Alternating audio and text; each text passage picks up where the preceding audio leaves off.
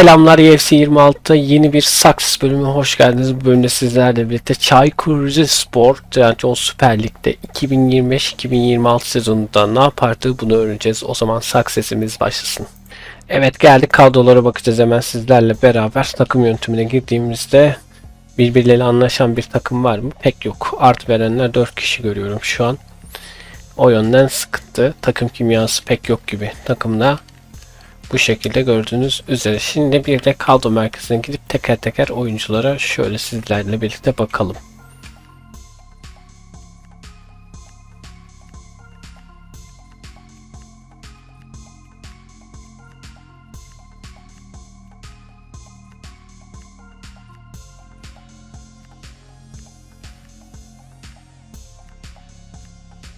Gördüğünüz üzere bu şekilde bir kadrosu var.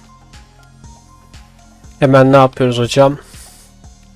Bir de puan durumuna bakalım. 2025-2026 sezonunda mücadele verecek takımları teker teker şöyle aşağıdan yukarıya görmüş olduk. Efendim, benim şu joystick'te yine bir anormallik var hocam.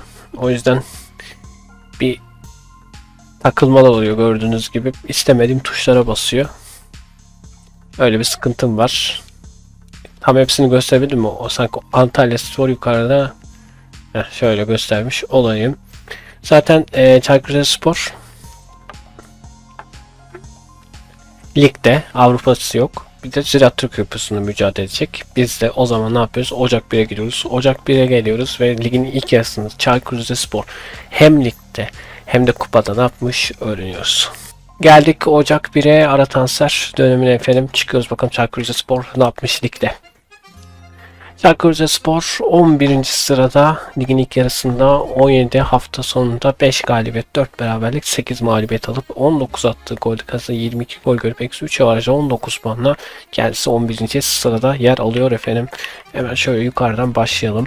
Fenerbahçe ilk yarıda lider, Galatasaray 2. Trabzon 3. Beşiktaş 4. Başakşehir 5. şeklinde devam ediyor. Şöyle geldiğimiz Türkiye Kupası'nda Başakşehir ile eşleşmişler efendim.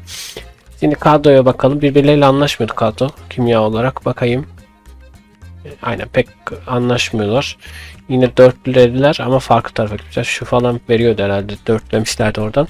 Bu sefer onlar vermiyor. Vermeyenler sağ bekle. Mesela şu vermeye başlamış.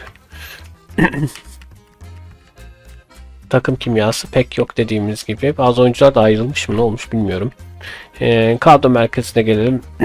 Bizim ileri uçta gol ne kadar katkı vermiş. Ali Dervişoğlu mesela 2 gol 1 asist katkısı var. Ali Sıvın 5 gol 1 asist. Bu kim? Sakki diye bir adammış. 1 gol 3 asist katkısı var. Varesanovic'in 3 gol 2 asist katkısı var. Çok katkı golde pek bulamamış. Mihayla 4 gol 1 asist yapmış. Mesela ileri sol kanatta oynuyor oyuncu. Şöyle istatistikleri de tek tek göstermiş oldum efendim. Şimdi ofisteydi, evet. Ofise gelelim ve ligin ilk yarısındaki gol krallığı Victor Osimhen olmuş. Asist kralı Anderson Talisca ve bakalım ortalama reytinglerde de Osimhen 8,04 ile lider durumda. Şimdi ne yapıyoruz, hemen takvime geliyoruz efendim ve sezon sonu gidiyoruz. Sezonda Mayıs'ın 18'inde bitmiş olur. Evet, 18 Mayıs'a geleceğiz. Sezon sonuna geleceğiz. Bakalım Çaykur Rizespor Süper Lig'de kalmış mı, düşmüş mü, yukarı mı çıkacak, 11. sırada aşağıya mı düşecek, yoksa orada ligde başarılı olmayıp kupada mı başarılı olacak, hep beraber göreceğiz. O zaman haydi gelin sizler bile sezon sonuna doğru geçelim. Evet, geldik sezon sonuna efendim. Çaykur Rizespor ne yapmış? Bu arada yukarıda bir anda yıldızlaşmışız. Demek üst taraflara mı çıktı? Ne oldu? Takım yönetimi, gerçi yönetimine pek orası alakalı olmuyor. Takımın kaçıncı sırada olduğu da. Çıkalım efendim. Geliyoruz. Tamam, 11. sıradan 8. sıraya yükselmişiz en azından. 34 haftanın sonunda 12 galibiyet, 8 beraberlik, 14 mağlubiyetle 49 atan golle kalemize 48 gol görüp bir avarajı 44 puanla 8. sırada tamamlamışız ligi. Tuhaf olan 49'a 48 bir avaraj kurtarttırmışız kendimize.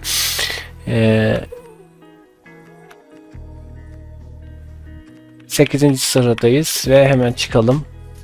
Şampiyon Fenerbahçe olmuş, Galatasaray 2. Beşiktaş 3. Trabzon 4. sırada. Başakşehir 5. Bunlar ilk yarıda da böylelerdi sanki, yanlış hatırlamıyorsam. Trabzon mu 3'tü? Beşiktaş 4 müydü?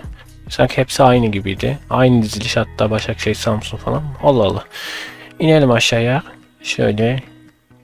Kayserispor, Kocaelispor ve Göztepe ligden düşmüş. İlk 3 düşüyorsa şayet. Ziraat Türkiye Kupası'na gelelim. Ziraat Türkiye Kupası'na Fenerbahçe Alanyaspor arasında oynanacakmış. UEFA Süper Kupası'nı çok önceden tabi oynanıyor. Paris kazanmış. UEFA Şampiyonlar Ligi'nde Liverpool City eşleşmesi.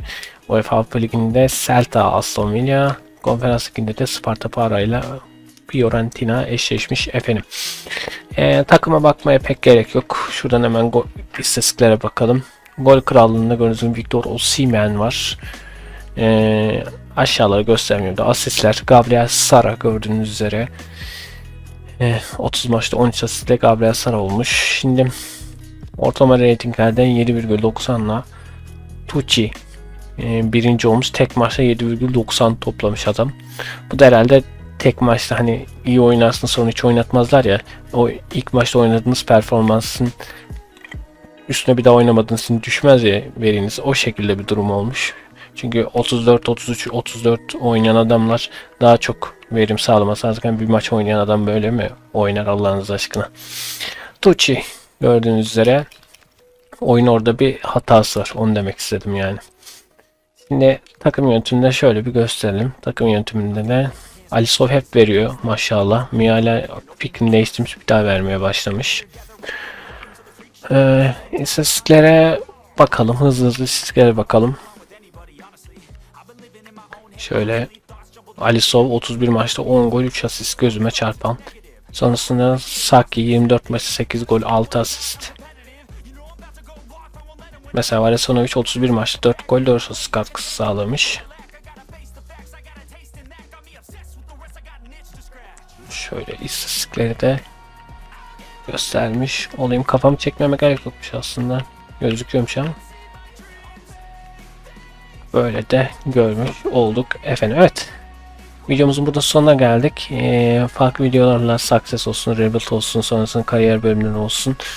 Yine karşınızda olmaya çalışacağım. Kendinize iyi bakın. Yeni videolarda görüşmek üzere. Hoşçakalın. Bay bay.